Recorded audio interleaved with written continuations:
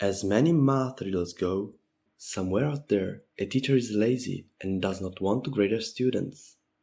She has 10 students and no intention whatsoever of writing a decent exam paper. To perform her job regardless, she has an idea.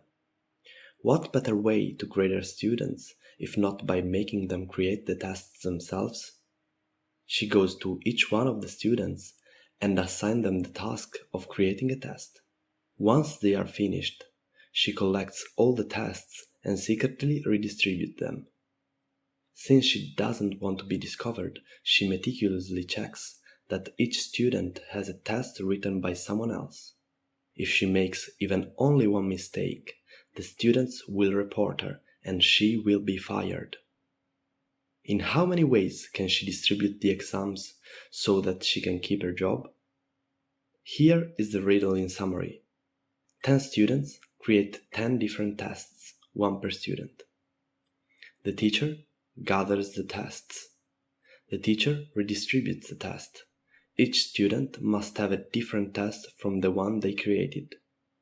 In how many ways can the teacher distribute the tests?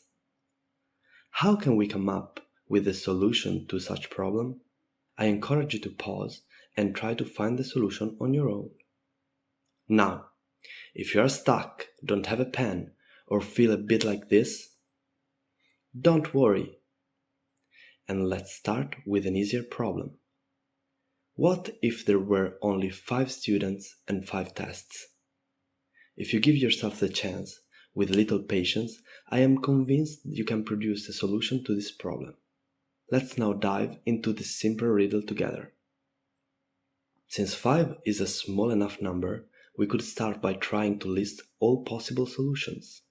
If we think for a moment about all the distributions for 5 students and 5 tests without the constraint that each student must not have their own test, this number would be 5 multiplied by 4 multiplied by 3 multiplied by 2, thus 5 factorials, that equals 120.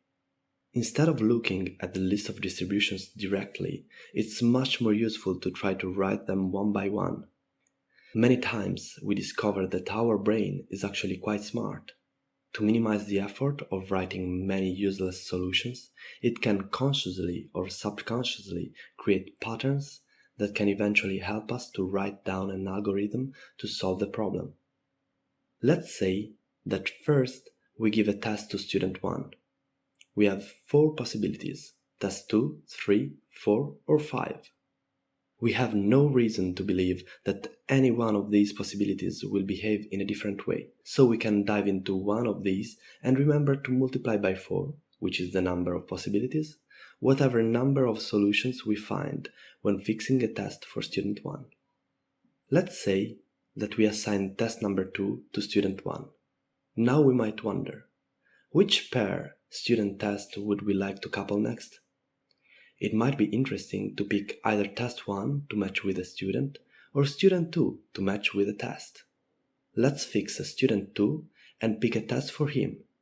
To student 2, we can now give test 1, 3, 4, or 5. We notice that if we give test 1 to student 2, then the students and tests remaining are the ones numbered from 3 to 5. Wait! Isn't this the same problem as the one we have started with, but with a smaller number of students and tests? If we call our original simpler problem the results of function f of 5, the number of possibilities that we find going forward will be f of 3, so we can update our temporary result accordingly. Now, what happens if we assign any of the other tests to student 2? We notice that we have 3 possibilities. We can give student 2 test 3, 4, or 5. Hold on, this looks incredibly similar to the choice we made when we assigned test 2 to student 1. If we think about it, when we assigned the test 2 to student 1, we had 4 possibilities to choose from. Our intuition suggested us that all these possibilities would behave in a similar way. Now it's the same, but with one less possibility. We cannot choose test 2, and we have already considered the case for picking test 1. As you can probably tell, The solution of this problem is equal to the solution of the original problem, but with less students and tests. We can thus update our formula to be f of 5 equal 4 multiplied by f of 3 plus f of 4. We can see that we have exhausted all the possibilities to move forward. At this point, you might argue that we do not know how to compute the solution for f of 4 nor f of 3. Before your mind goes like this again, don't worry. We can now generalize our reasoning and substitute 5 with n, reaching the new expression f of n equal n minus 1 multiplied by f of n minus 2 plus f of n minus 1. We recognize right away that this is a recursive formula, so to be complete we also need to provide two base cases. It's easy to see that f of 1 equals 0, because if we have a student, there is no way to assign one test so that the student does not have its own test. It's also easy to compute that f of 2 equals 1. Given these two base cases and the formula, we can iteratively compute f for larger numbers, finding the solution to both the simpler and the original problem. Here is the solution. For f of 5, we see that it is still reasonably low, but as we get to 10, we are already at a very large number, more than 1 million distributions. This is expected. If you think about it, f of n for n major than 2 is always less than n factorial, but always larger than n minus 1 factorial. And the factorials grow so fast. At this point, I am sure that some of you might be thinking, recursive formulas are boring and not fun. Let's try to approach the problem in another way to see if we can obtain more interesting ways of computing these results. What if instead of asking how many are the good distributions, we asked how many are the wrong distributions? Let's use as a point of reference the problem with 5 students and 5 tests. Let's say that we fix test 1 and student 1 to be paired together. The number of distributions that have this matching will be 4 factorials. Now we could do the same reasoning with all the other students and tests and then sum the results. But be careful. If we do this procedure, we are overcounting a lot of distributions. Indeed, in the distributions where we fix student 1 with test 1, there will be also some cases where test 2 will match with student 2, test 3 will match with student 3, and so on. To avoid this problem, we need to understand how to take care of these intersections. Before understanding how to deal with this problem, let's notice that if we don't worry about overcounting, we can easily compute how many distributions are there if we match 2 students and 2 tests. For every 2 students and 2 tests that match together, we will have n minus 2 factorial equal 3 factorial possibilities of redistributing the tests to the remaining students. To compute in how many ways 2 students and 2 tests match, we just need to remember our high school combinatorics. Let's say that we fix student 1 to be with test 1 and student 2 to be with test 2. This will equal matching test 2 with student 2 and test 1 with student 1. This tells us that we don't care about the order of the pairs student test, and thus our answer will be the combinations of 2 pairs picked among 5 possible pairs. This operation is also known as 5 choose 2. So our result will be 5 choose 2 multiplied by 3 factorials. We can easily extend this reasoning to fixing more students together with tests. Now we can address the issue of overcounting. Let's draw a diagram for the case in which there are 3 students and 3 tests. This diagram will have 3 sets. In set 1, there will be all the distributions containing student 1 and test 1.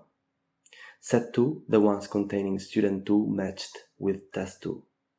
And set 3, the ones containing student 3 matched with test 3. Now let's consider all the intersections as separate elements, and let's name these elements A, B, C, D, E, F, G.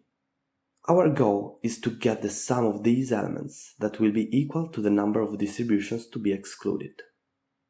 We see that if we sum all the initial sets together, we will have some of these elements double counted or more. If we rewrite a bit this equation, we see that we can write the sum of these three sets as the distributions to exclude plus or minus the intersections of the sets. To get the excluded number of distributions, we can get to this formula. If we think about the meaning of this operation is, we sum all the distributions where we fix at least one per student test without worrying about overcounting. Then we subtract all distributions where we fix at least 2 pairs student tests, again without worrying about overcounting. And at last we subtract the distributions where we pair all students with their tests. But wait, we already know how to do these operations. We can now generalize. We need to add and subtract the intersections. Our formula to compute the excluded distributions for 5 students and tests will be something like this. And if we are careful enough, for n it will look something like this. Another equal way of writing this formula is by taking out of the summation and factorial, and thus making it become this. Now that we have the number of distributions to be excluded, we can subtract them to the total amount of distributions to get the answer to our problem. Neat, isn't it? To see if we are correct, let's compare the first results that we obtained from this formula with the results gotten from the previous formula. Yay! It looks like we have found 2 suitable strategies to solve the problem. As it usually happens, hidden patterns are present in nature. We can notice that in the latest formula that we have written, the summation looks utterly similar to the definition of the natural constant E. We can prove that this summation can be approximated by 1 over E. Why E is such an important number and keeps appearing here and there is a fascinating topic, but I fear that today we have run out of time. I hope you enjoyed the video and the riddle. If you want to find more information, look online for the keywords derangement or complete permutations. That said, I wish you a wonderful day and many interesting riddles to enjoy. May the logic be with you.